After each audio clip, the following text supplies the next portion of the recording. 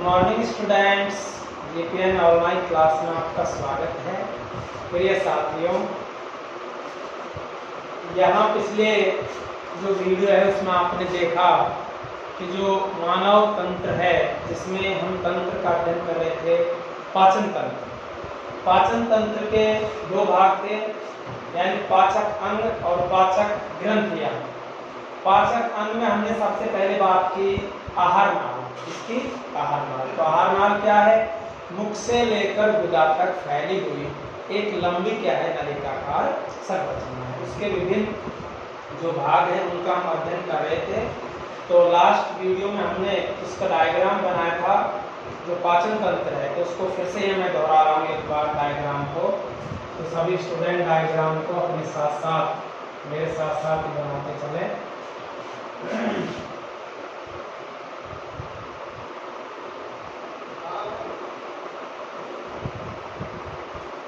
जो पाचन तंत्र है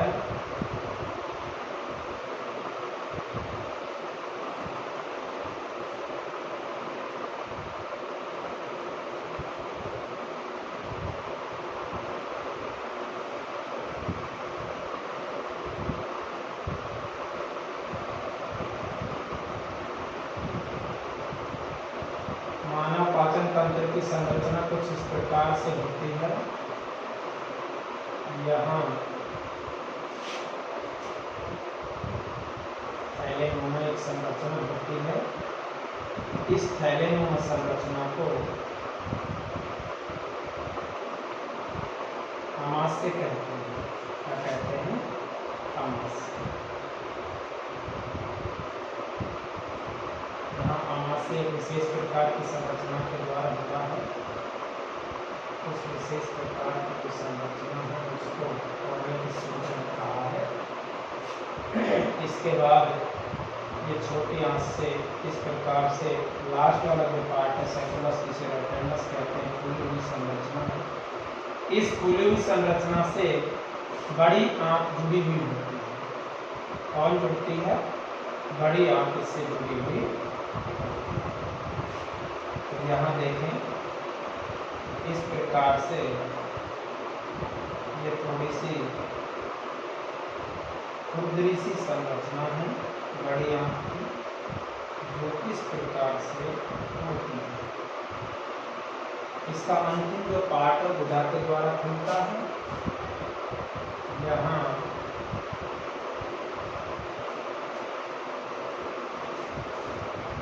मानव पाचन तंत्र की जो संरचना है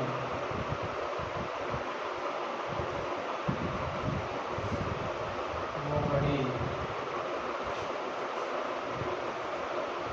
सरल सी संरचना है। बस आपको यहाँ देखते रहना है, एक एक पार्ट का हमने नामांकन कर रहे हैं।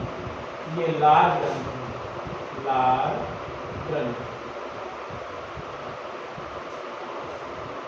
ये घैसनी, घासनाल, घासनाल। ये आमाशय, आमाशय। ये छोटी आंत, कौन सी आंत है? छोटी आंत। ये बड़ी आंत है, बड़ी आंत। यहाँ जो छोटी आंत का ग्रहणी भाग है, इससे एक पत्ती लाइक स्ट्रक्चर जुड़ी हुई होती है। और इस पत्ती लाइक जो स्ट्रक्चर है ये कॉमन डक्ट से खुलती है। इस कॉमन डक्ट को हम यहाँ जिस संरचना के नाम से जान रहे हैं वो है यकृत ग्रंथि। यकृत ग्रंथि ये अग्नाशय ग्रंथि है। अग्नाशय ग्रंथि, अग्नाशय। ठीक है, ये इसका लास्ट वाला भाग, इसे कहेंगे सैकुलस रोटेंडस। सैकुलस रोटेंडस। ये इससे एक छोटी सी अंगुली समान संरचना लटकी होती है, इसे क्रैमी होती है। परिसेसिका, परिसेसिका, ठीक है। ये भाग है मलाशय, जहां मल इकट्ठा होता है। ये गुदा अंतिम पार्ट है, गुदा के द्वारा ये मल बाहर विसर्जित होता है। ये कॉर्डियल स्फिंक्टर है, कॉर्डियल स्फिंक्टर। ये हमारा पाइलोरिक स्फिंक्टर है, पाइलोरिक स्फिंक्टर, ठीक है। ये मुख गुहा, मुख गुहा। तो इस प्रकार ये मानव पाचन तंत्र का स्ट्रक्चर है। इसका स्ट्रक्चर है ये मानव पाचन तंत्र। तो मानव पाचन तंत्र के अगर हम स्ट्रक्चर देखें तो आमाशय के 3 भाग, कॉर्डिया, खंडिक और पाइलोरिक। हम यहाँ एक बार इसको हल्का सा देख लें, इसके बाद 1 बाय 1 एक का अध्ययन हम कुछ का कर चुके, कुछ का करेंगे। तो जो मानव पाचन तंत्र है उसमें जो मुख्य अंग है वो है आहार नाल। क्या है? आहार नाल, आहार नाल। और आहार नाल को कहते हैं एलिमेंट्री कैनाल, एलिमेंट्री कैनाल, ठीक है। ये आहार नाल क्या है? मुख से लेकर गुदा तक फैली हुई एक लंबी नलिकाकार क्या है? संरचना है, जिसमें अलग अलग माध्यमों में भोजन का पाचन होता है। भोजन इनमें इसके अंदर पचता है। हम जो भी खाते पीते सबको ये क्या करती है? पचाती है। तो यहाँ मुख, जिसका हमने अध्ययन कर लिया, मुख क्या था? दोस्तों सीधी दरारनुमा संरचना थी, जिसके द्वारा भोजन का निर्वहन किया जाता है। इसके बाद मुख हुआ, मुख आगे चलकर एक खोखली बॉलनुमा संरचना में खुलता है, और उस बॉलनुमा संरचना को हमने क्या कहा था? मुख गुहा। मुख गुहा के अंदर जीभ होती है, दांत होते हैं, जबड़े होते हैं, जिनका अध्ययन हमने अच्छे से किया है। इसके बाद नेक्स्ट स्ट्रक्चर हम बात की थी ग्रहणी की। नेक्स्ट इससे जो प्रीवियस वीडियो था उसमें हमने इसकी बात कर ली थी कि ग्रहणी क्या होती है, फेरेनिक्स। फेरेनिक्स के बाद में अगला जो पार्ट है घ्रास नाल, इसका भी हमने अध्ययन कर लिया था। 1 2 3 4 इसका अध्ययन हम कर चुके प्रिय साथियों। इसके बाद नेक्स्ट हम स्टडी कर रहे हैं आमाशय, स्टोमच। यहाँ 5th नंबर की जो संरचना आती है उसका क्या नाम है? आमाशय। यहाँ आमाशय को हम देखेंगे कि आमाशय क्या है। आमाशय, आमाशय, आमाशय, स्टोमच। प्रिय स्टूडेंट, स्टोमच को सामान्य भाषा के अंदर आप इस डायग्राम को अच्छे से उतार ले, इसको बना ले। जो आमाशय है, आमाशय को साधारण भाषा में स्टूडेंट पेट कह देते हैं। तो ये देखो आमाशय क्या होता है? यह जे आकार की, कैसा दिख रहा है? जे आकार हमारा इस प्रकार से होता है, इंग्लिश का जे आकार। यह जे आकार, जो इंग्लिश का जे है, जे आकार की एक थैलेनुमा संरचना है। कैसी संरचना है? आमाशय यह है जे आकार की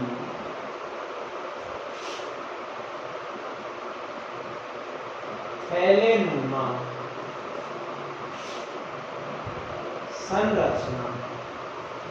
आमाशय जे आकार की थैलेनुमा संरचना है।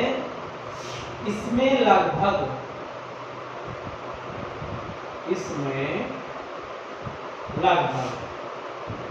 2 से 3 लीटर भोजन को ग्रहण किया जा सकता है, ग्रहण किया जा सकता है, ठीक है। अमाशय जे आकार के थैलेनुमा संरचना है, इसके अंदर 2 से 3 लीटर भोजन को ग्रहण किया जा सकता है। अमाशय की अगर हम बात करें तो प्रिय बच्चों, अमाशय के 3 भाग होते हैं। इसके कितने पार्ट होते हैं? इसके अमाशय के भाग, तो अमाशय को 3 भागों में डिवाइड किया गया है। कॉर्डियक भाग, कॉर्डियक भाग, दूसरा फंडिक भाग, फंडिक भाग, तीसरा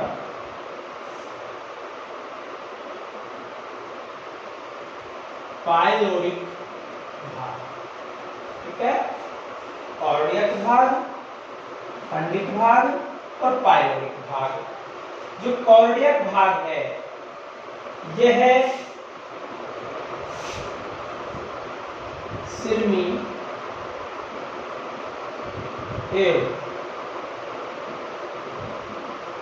सलेस्मी पदार्थों का विस्त्रावन करता है। यानी जो कॉर्डियक भाग है सिरमी और सलेस्मी पदार्थों का क्या करता है? सेवन। ये वाला भाग है ये सिरमी और यानी चिपचिपे और लसलसे पदार्थों का क्या करता है? सेवन करता है। ये सिरमी जो पदार्थ हैं, ये जो सलेस्मा है, यह सलेस्मा अमाशय की भित्ति के चारों ओर एक लेयर बना लेती है, जो अधिक अम्लता की स्थिति में अमाशय भित्ति को पचने से बचाती है। अमाशय का जो पीएच मान है, इसकी पीएच वैल्यू लगभग 1.5 कितनी होती है? 1.5 या 1.2,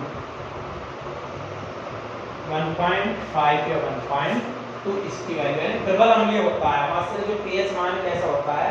प्रबल अम्लीय होता है।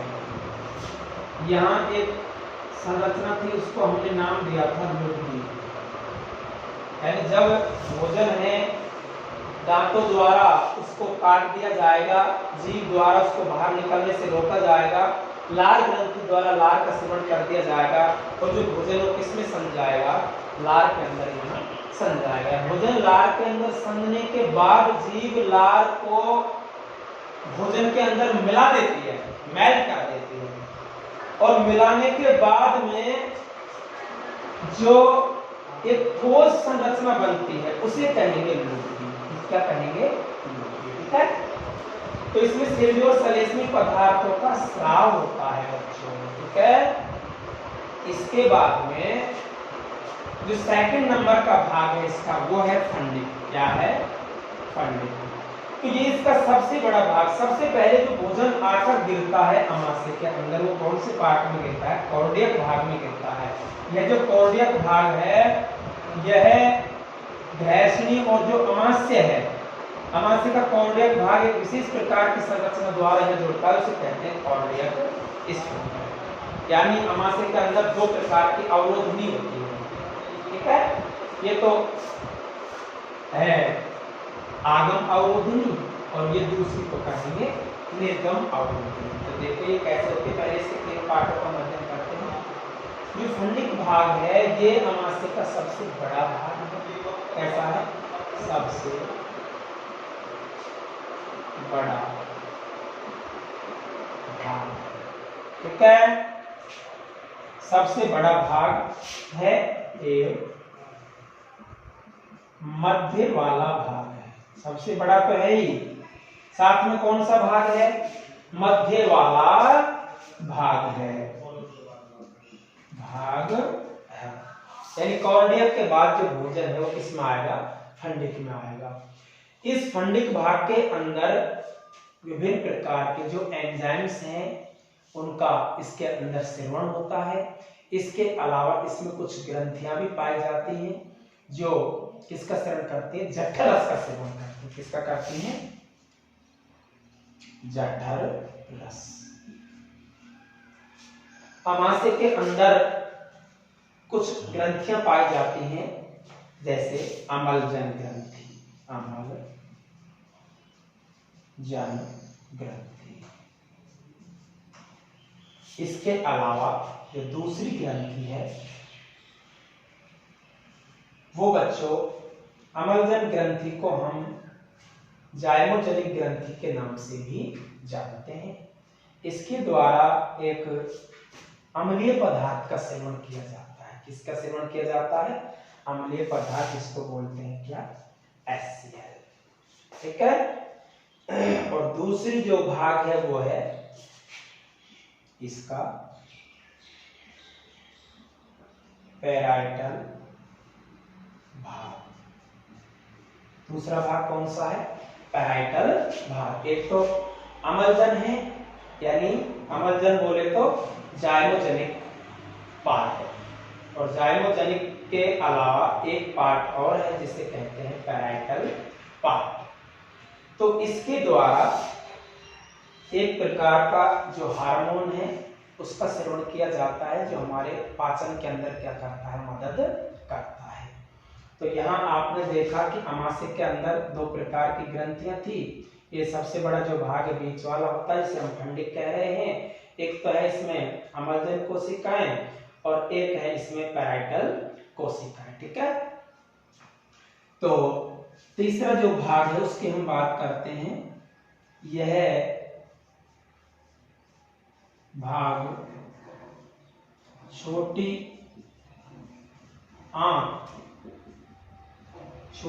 आंत्र के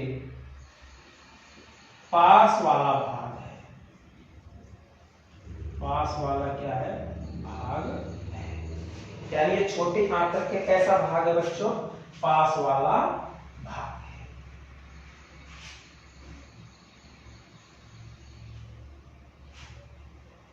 छोटी आंत्र के पास वाला भाग है। कॉर्डियक हो गया, फंडिक हो गया, और ये पाइलोरिक चल रहा है। तो पाइलोरिक है, ये छोटी आंत्र का कैसा भाग है? पास वाला भाग है। पाइलोरिक भाग, जो पाइलोरिक भाग है तीसरे नंबर का, ये छोटी आंत, यानी कि हमारी छोटी आंत है, इसके पास वाला भाग है। और पाइलोरिक भाग यानी कि यह भाग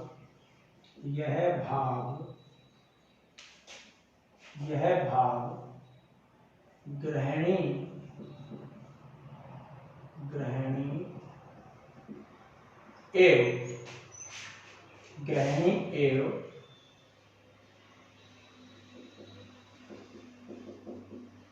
पाइलोरिक भाग एक विशेष प्रकार की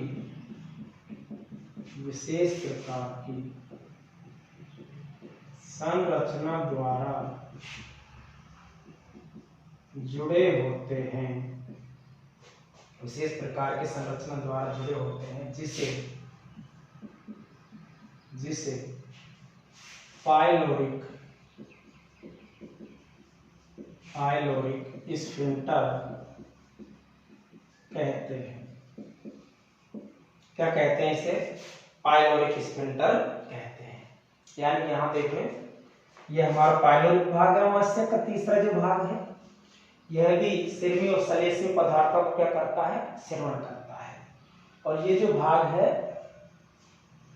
यानी पाइलोरिक भाग जो छोटी आंत है, यह मैं कहूं अमाशय और छोटी आंत का जो ग्रहणी पार्ट, इसके मध्य एक विशेष प्रकार की संरचना है, उसे कहेंगे पाइलोरिक स्फिंक्टर।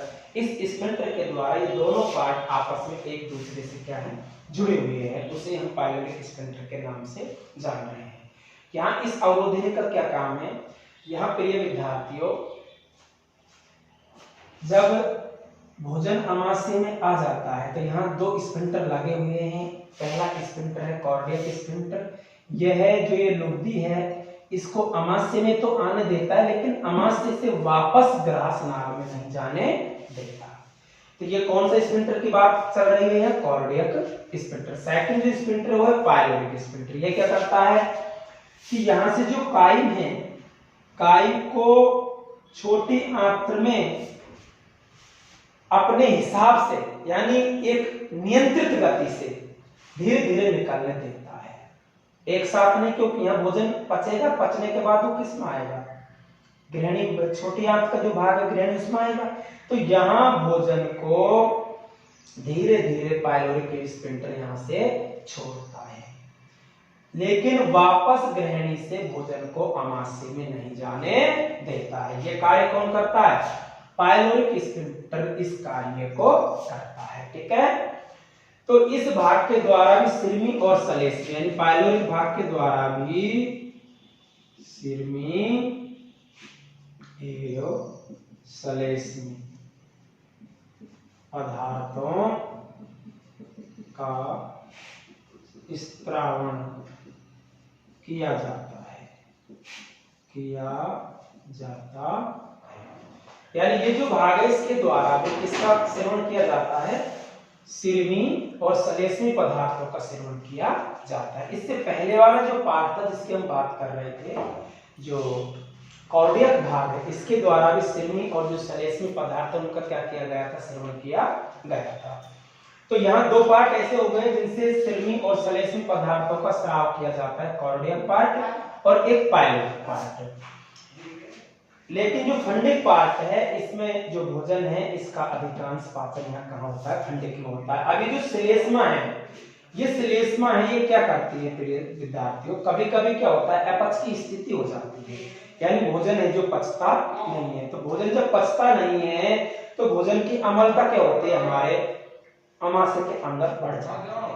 तो जैसे ही भोजन की अम्लता आमाशय के अंदर बढ़ जाती है तो अधिक अम्लता की स्थिति में भोजन के साथ साथ आमाशय की भित्ति के भी पचने का क्या होता है, डर होता है। अम्ल है, वो अम्लता के कारण भोजन तो इसमें पचता ही, लेकिन भोजन के साथ साथ अधिक अम्लता के कारण किसकी भित्ति पचने लग जाती है, आमाशय की भित्ति भी पचने लग जाती है। आमाशय की भित्ति पचने के कारण ही इस पर किसका आवरण चढ़ा होता है, सलेस्मा का आवरण चढ़ा होता है। ये सलेस्मा है, इस भित्ति को पचने से रोकता है अधिक अम्लता की स्थिति कंडीशंस में। तो यहाँ जो HCl है, जो जठर रस है, जठर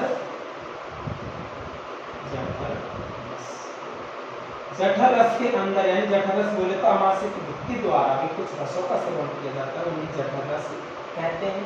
उन जठर रसों के अंदर सलेस्मी, सिरमी और पाचक रस पाए जाते हैं जो भोजन को पचाने का कार्य करते हैं।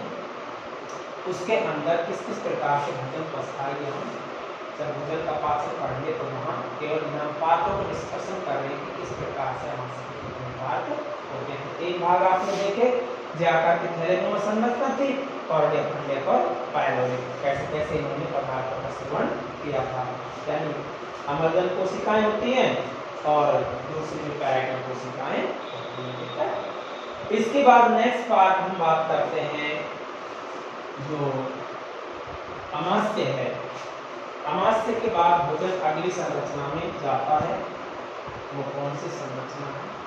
यहाँ एक अगले पार्ट को जानने से पहले एक थोड़ी सी चीज और समझें, एग्जाम की दृष्टि से भी बहुत इंपॉर्टेंट है। अभी मैंने बोला था कि भोजन जैसे ही घास नाल से आमाशय में आता है, कायम बन जाता है। क्या बन जाता है उसका, फिर कायम क्या होता है, जैसे ही भोजन आमाशय में आता है तो आमाशय में भोजन आते ही भोजन को क्या किया जाता है, तोड़ा जाता है। क्या किया जाता है, तोड़ा जाता है। तो आमाशय में भोजन को तोड़ने के पश्चात में उस भोजन में जठर ग्रंथि द्वारा यानी आमाशय की भित्ति द्वारा जठर रस का सेवन हो गया। जैसे ही जठर रस का सेवन हो गया, जठर रस, और यहाँ भोजन खाई हमारा, भोजन प्लस जठर रस। अब इस जठर रस को भोजन के अंदर क्या किया जाता है, मिला दिया जाता है, मिला दिया जाता है। और जैसे ही मिला दिया जाता है, अब जो भोजन है वो एक अर्ध ठोस संरचना में बदल जाता है। कैसे बदल जाता है, अर्ध ठोस संरचना। इस अर्ध ठोस संरचना को किस नाम से जान रहे प्रिय विद्यार्थियों, कायम के नाम से जान रहे। तो एग्जाम में क्वेश्चन आता है कि अमाशय में भोजन किस रूप में पाया जाता है? किस रूप में पाया जाता है? कायम के रूप में पाया जाता है। जैसे यहाँ लुक दी थी, तो यहाँ उसका क्या बदल गया? नाम कायम हो गया कि उसको मथ दिया, तोड़ दिया, तो उसे क्या कह रहे हैं? हम कायम कह रहे हैं। ठीक है, तो बिल्कुल इजी सी जो क्वेश्चन होते हैं, इजी क्वेश्चन होते हैं, वो एग्जाम काफी बार पूछते हैं, लेकिन वो हमारे लिए बड़े कठिन बन जाते हैं। इसके बाद हम नेक्स्ट पार्ट की बात करते हैं, छोटी आ। इसकी बात करते हैं छोटी। 6वें नंबर पर है छोटी आ, यानी स्मॉल इंटेस्टाइन।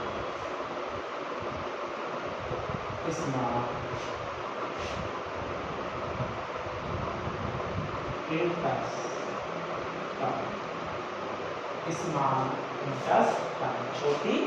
ये छोटी आंत देखो क्या होती है, यानी जो कायम है वो पाइलोट स्फिंक्टर द्वारा किसमें जाता है? छोटी आंत में जाता है। तो मैं कहूं कि अमाशय कि आगे की जो नलिकाकार संरचना है उसे क्या कह रहे हैं? छोटी आंत कह रहे हैं।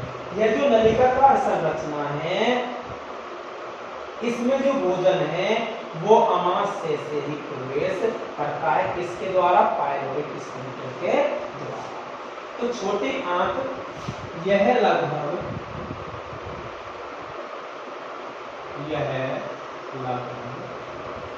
7 मीटर लंबी संरचना होती है। यह लगभग 7 मीटर लंबी कैसी नलिका, कैसी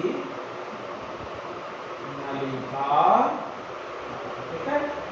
छोटी आंत लगभग 7 मीटर लंबी नलिकाकार संरचना होती है।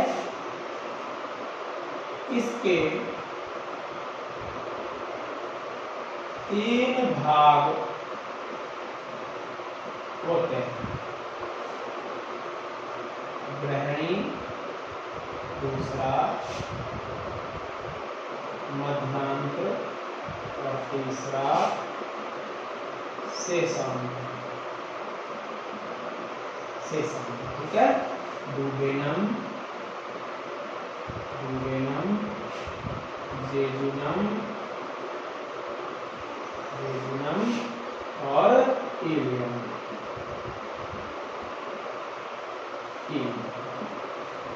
इंग्लिश में डुडेनम, जेजुनम, इलियम।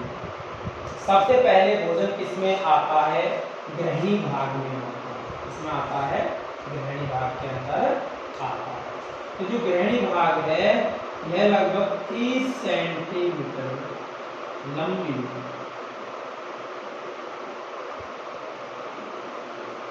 संरचना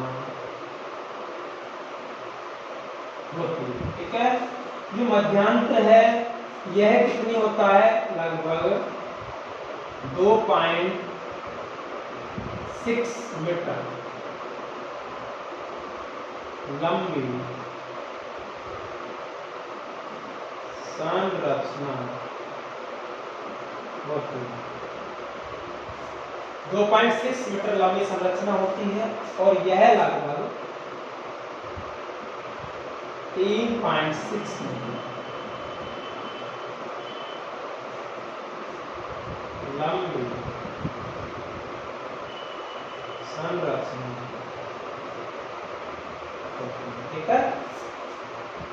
तो यह 30 सेंटीमीटर लंबी संरचना होती है। 2 सेंटीमीटर, ये 2.6 मीटर और ये कितनी? 3.6 मीटर लंबी संरचना होती है। यानी जो ग्रहणी है यह अमाशय से जुड़ा हुआ भाग है। ग्रहणी के अंदर 2 प्रकार की ग्रंथियां लगी होती हैं। इसके साइड से एक यकृत ग्रंथि जो पत्तीनुमा संरचना है और दूसरी अग्नाशय ग्रंथि। दोनों ग्रंथियां यहाँ लगी हुई है कॉमन डक्ट के द्वारा। अब अमाशय की जो भित्ति है वो अमाशय नहीं, सॉरी, छोटी आंत की जो भित्ति है, छोटी आंत की भित्ति पर विभिन्न सूक्ष्माणुकूल पाए जाते हैं। क्या पाए जाते हैं? सूक्ष्माणुकूल पाए जाते हैं। यहाँ से यहाँ तक का जो पार्ट है वो हमारा है कौन सा, ग्रहणी। कौन सा है ये, ग्रहणी। यहाँ से आगे का जो भाग है इसे मैं कहूंगा यानी मध्यांतर। मध्यांतर। और लास्ट वाला भाग है इसे कहूंगा शेषांतर। क्या नाम है इसका, शेषांतर। तो इस प्रकार छोटे आंत के कितने भाग होते हैं, 3 भाग होते हैं, डुडेनम, जेजुनम और इलियम, जिनकी लंबाई इस प्रकार से होती है। ये लंबी नलिकाकार संरचना यानी आपस में जुटी हुई सी यहाँ आमाशय के नीचे स्थित होती है, ठीक है। अच्छा, इसमें भी जो भोजन है उसका क्या होता है, जो सर्वाधिक भोजन का पाचन है, यहाँ ये वेरी वेरी मोस्ट क्वेश्चन है बच्चों। इस क्वेश्चन के लिए जितने स्टार लगाए जाए उतने कम है कि भोजन का पूर्ण अवशोषण, भोजन का पूर्ण पाचन छोटी आंत में, छोटी आंत में होता है, होता। तो भोजन का पूर्ण पाचन कहाँ होता है, क्वेश्चन काफी बार एग्जाम, बोर्ड एग्जाम में पूछा गया है। और इसके अलावा जो कॉम्पिटेटिव एग्जाम की दृष्टि से भी है, बहुत महत्वपूर्ण क्वेश्चन है कि हमारे शरीर में भोजन का पूर्ण पाचन कौन से अंग में होता है, या आहार नाल में भोजन का पूर्ण पाचन किस अंग में होता है। तो किस अंग में होता है, छोटी आंत में भोजन का पूर्ण पाचन होता है, ठीक है। अब इसके बाद जो अंतिम इसका पार्ट है बच्चों, उसे कहते हैं यानी शेषांत्र यानी इलियम। और ये इलियम जो भाग है ये फूली हुई, इसका अंतिम भाग एक फूली हुई संरचना बनाता है, उस फूली हुई संरचना कहते हैं सैकुलस रोटेंडस, ठीक है। सैकुलस रोटेंडस। सैकुलस रोटेंडस के पास में यानी छोटी आंत और बड़ी आंत जहां से जुड़ती है, इसके पास में एक अंगुली समान प्रवर्ध पाया जाता है, उसे कहते हैं क्रैनी रूपी परिसेशिका, वर्मीफॉर्म एपेंडिक्स, जो कि एक क्या है, अवशेष अंग है। इसका यहाँ कोई कार्य नहीं है, अवशेष अंग के रूप में ये पाया जाता है। तो ये भी क्वेश्चन बहुत मोस्ट है, तो ये बच्चों 1 नंबर में आता है ये कि हमारे शरीर में किन्हीं 2 अवशेष अंगों के नाम लिखिए। तो 2 अवशेष अंगों के नाम लिखते, इसमें पहला तो हम यही बता दें कौन सा अवशेष अंग है, क्रैनी रूपी परिसेशिका। बोर्ड एग्जाम में पूछा हुआ प्रश्न है ये भी, कृमि रूपी परिसेशिका यानी वर्मीफॉर्म एपेंडिक्स। इसके अलावा दूसरा एग्जांपल है हमारा कर्णपालव की पेशी।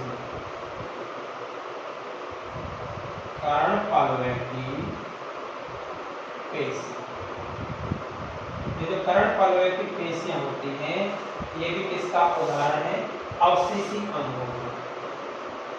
अवशेषी अंग। तो हमारे शरीर में ये अवशेषी क्या है, अंग है, इनका कोई कार्य नहीं है, केवल अवशेष के रूप में वो हमारी बॉडी के अंदर प्रेजेंट है। तो यहाँ हमने छोटी आंत के बारे में देखा कि छोटी आंत के कैसे कैसे भाग होते हैं, ठीक है, और कैसे कैसे इनमें भोजन का पाचन जो एग्जैक्टली पाचन है वो इससे आगे बढ़ेंगे, इसके बाद इसके बाद हम नेक्स्ट बात करते हैं बड़ी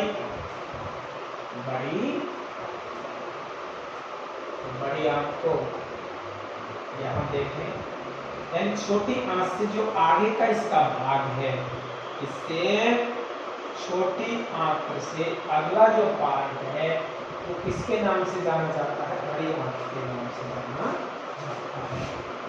यानी 7 नंबर पर बड़ी आंत यानी लार्ज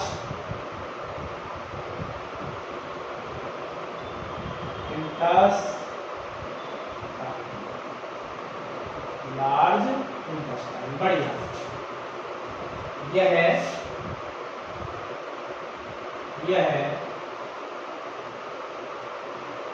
लगभग यह है लगभग 1.5 मीटर यानी 1.5 मीटर लंबी नलिका का संरचना होती है। कैसी होती है यह? लगभग 1.5 मीटर लंबी नलिका का संरचना होती है। कहने का तात्पर्य बड़ी आंत की लंबाई कितनी होती है? 1.5 मीटर इसकी होती है। इसके भी फिर विद्यार्थी 3 भाग होते हैं। बड़ी आंत के कितने भाग होते हैं? इसे 3 भागों में विभक्त किया जाता है। कितने भागों में विभक्त किया गया है? बड़ी आंत को 3 भागों में विभक्त किया गया है। इन 3 भागों को हम यहाँ देखते हैं। सिक्कम, कोलन और तीसरा है रेक्टम। यानी जो बड़ी आंत है इसकी लंबाई कितनी होती है? 1.5 मीटर लंबी नलिका का संरचना होती है। कितने भागों में विभक्त किया गया है? इसको 3 भागों में विभक्त किया गया है, यानी सिक्कम, कोलन और रेक्टम। सिक्कम इसका शुरू वाला पार्ट जो कि छोटी आंत से जुड़ा हुआ है उसे क्या कहेंगे? सिक्कम भाग कहते हैं। जो सिक्कम भाग की अगर हम लंबाई की बात करें तो सिक्कम भाग की जो लंबाई है वो 45 सेंटीमीटर। कितनी सेंटीमीटर होती है? 45 सेंटीमीटर होती है। इसके अलावा कोलन की अगर हम बात करें तो इसकी भी जो लंबाई है वो 45 सेंटीमीटर होती है। बाकी जो शेष लंबाई है वो किसकी होती है? रेक्टम। ठीक है, तो यहाँ रेक्टम की कितनी होती है? यानी जो 1.5 मीटर है, बाकी जो संरचना किसकी होगी? 1.5 मीटर में से यानी 90 सेंटीमीटर अगर हम यहाँ काट दें तो 90 काटने के बाद कितनी शेष रह जाती है? 165 से 175, यानी 1.5 जो मीटर लंबी संरचना है, बाकी 45-90 सेंटीमीटर को काट के शेष संरचना हमारी कौन सी होती है? ये संरचना। ठीक है, या मैं यहाँ कहूँ 65 से 75 सेंटीमीटर, वो नहीं 100 लगा के वो थोड़ा गलत हो गया। इससे पहले 65 से कितनी 75 सेंटीमीटर लंबी कौन होता है? हमारा रेक्टम। ठीक है, तो यहाँ जो सिक्कम, कोलन और रेक्टम 3 इसके पार्ट होते हैं। सिक्कम जो पार्ट है यह छोटी आंत का जो अंतिम भाग शेषांत है उससे जुड़ा हुआ होता है और लगभग 45 सेंटीमीटर होता है। अब हम बात करते हैं कोलन की। कोलन इसमें 4 भागों में डिवाइड होती है। कोलन कितने भागों में बांटी गई है? कोलन 4, यानी कोलन ये बड़ी संरचना होती है। इसको कितने पार्ट्स में बांटा गया है? 4 पार्ट्स के अंदर इसको बांटा गया है। यहाँ इनकी लंबाई में थोड़ा सा मेरे साथियों सीनियर के जो बुक्स हैं उनमें कुछ लंबाई अलग है और यहाँ कुछ लंबाई अलग है। यानी रेक्टम की जो लंबाई है यहाँ पे 45 सेंटीमीटर है, लेकिन रेक्टम की लंबाई को वहाँ 20 सेंटीमीटर दिया गया है। 20 सेंटीमीटर में ही रेक्टम जो 12 से 14 सेंटीमीटर पार्ट है इसका रेक्टम का, वो तो मलास से नाल बनाता है। क्या बनाता है? मलास से नाल। ठीक है, बाकी की 3 से 4 जो सेंटीमीटर संरचना है यह क्या बनाती है? गुदा, माल। इस प्रकार से यानी 20 सेंटीमीटर ये जो मध्य वाला भाग है ये सबसे अधिक होता है, 65 से 75 सेंटीमीटर। हम उसको थोड़ा ठीक करें, यानी लंबाई के संबंध में अगर बात करें तो 45 सेंटीमीटर इसकी लंबाई होती है यानी सिक्कम की, फिर 20 सेंटीमीटर के अंदर 12 से 14 सेंटीमीटर मलाशय नाल है और इसमें 3 से 4 जो सेंटीमीटर है वो क्या है, गुदा मार्ग होता है। तो कोलन है उसको 4 भागों में बांटा गया है। आरोही कोलन, आरोही कोलन, दूसरा अनुप्रस्थ कोलन, अनुप्रस्थ कोलन, और ये है अवरोही कोलन, अवरोही कोलन। और चौथे नंबर का कौन सा कोलन है, अवरोही के बाद सिग्माकार कोलन। कोलन को यहाँ 4 भागों में बांटा गया है। अवरोही कोलन, तो आरोही कोलन, अनुप्रस्थ कोलन, अवरोही कोलन और सिग्माकार कोलन। आरोही कोलन कौन सी है, यानी छोटी आंख का अंतिम भाग जो घुमा हुआ है उसे कहेंगे आरोही कोलन। यानी यहाँ से जो बढ़ने वाली है इस पार्ट को क्या कहेंगे, आरोही कोलन। ये है अनुप्रस्थ कोलन, ये वाला जो भाग है उसे कहेंगे अनुप्रस्थ कोलन। ठीक है। फिर अवरोही कोलन, यहाँ से आगे जो ये पार्ट बढ़ रहा है इसे यहाँ तक कहेंगे अवरोही कोलन। और अवरोही कोलन के बाद ये एक सिग्मोइड वक्र बना रहा है, इस प्रकार से घुमा हुआ है, इस संरचना को कहेंगे सिग्माकार कोलन। इस प्रकार हमारी बड़ी आंख के कितने पार्ट होते हैं, प्रिय विद्यार्थियों, जो बड़ी आंख का कोलन भाग है उसके कितने भाग होते हैं, 4 भाग होते हैं। आरोही कोलन, अनुप्रस्थ कोलन, अवरोही कोलन और सिग्माकार कोलन। इस प्रकार से हमारे जो आहार नाल है इसकी विभिन्न संरचनाएं निम्न प्रकार होती है, जो हमने एक एक का अध्ययन बारी से किया। फिर से मैं आपको यहाँ एक बार रिपीट कर रहा हूँ ध्यान से। मुख से लेकर गुदा तक फैली हुई लंबी नलिकाकार क्या है, आहार नाल संरचना है। मुख का अध्ययन किया, मुख 2 कोष्ठों से जुड़ी दरारनुमा संरचना, इसके द्वारा भोजन का अध्ययन किया जाता है। मुख गुहा यानी मुख आगे चलकर खोखली द्वारा संरचना में खुलता है, उसे मुख गुहा कहते हैं। इसके अंदर यानी जीभ और दांत और मसूड़े वगैरह पाए जाते हैं। इसके अलावा नेक्स्ट घ्रैष्णी, घ्रैष्णी में 7 छिद्र होते हैं। घ्रैष्णी 3 प्रकार के होते हैं, नासा घ्रैष्णी, मुख घ्रैष्णी और कंठ घ्रैष्णी। इसके बाद अगला जो भाग है वो है घ्रासनाल। कौन सा है, घ्रासनाल। यानी घ्रासनाल क्या होती है, यानी घ्रैष्णी आगे चलकर एक लंबी संरचना नलिकाकार संरचना में खुलते हैं, उसे कहते हैं घ्रासनाल। लगभग 22 से 25 सेंटीमीटर लंबी संरचना होती है, इसलिए मान गुंजन करके पाई जाती है। घ्रासनाल के बाद है अमाशय। अमाशय जे आकार की थैलेनुमा संरचना है जिसके 3 भाग होते हैं, कॉर्डियल, खंडिक और पाइलोरी। इससे कॉर्डियल और पाइलोरी भाग से सेल और सलेसिल पदार्थों का सेवन किया जाता है। इसमें 2 प्रकार की कोशिकाएं होती हैं, यानी जाइगोजेनिक सेल और पैरेंटियल सेल्स। ठीक है। इसके बाद में है छोटी आंत। छोटी आंत क्या है, एक नलिकाकार संरचना है जो अमाशय के नीचे उलटी हुई नलिका के रूप में पाई जाती है, जिसकी जो लंबाई लगभग 7 मीटर 8 से। ये जो मान होते हैं इनकी लंबाई की वैल्यू लगभग होती है, तो 1-2 सेंटीमीटर ऊपर नीचे हो जाए तो उससे कोई फर्क पड़ने वाला नहीं है। ठीक है।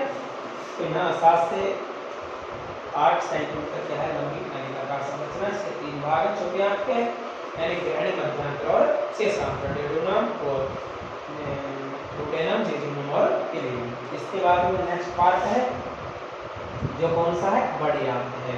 तो बड़ी आंत की लंबाई लगभग कितनी होती है, 1.5 मीटर होती है। कुछ बुक्स के अंदर इसको 1.5 मीटर को बच्चों 275 सेंटीमीटर भी बताया गया है। कितना, 275 सेंटीमीटर। ठीक है।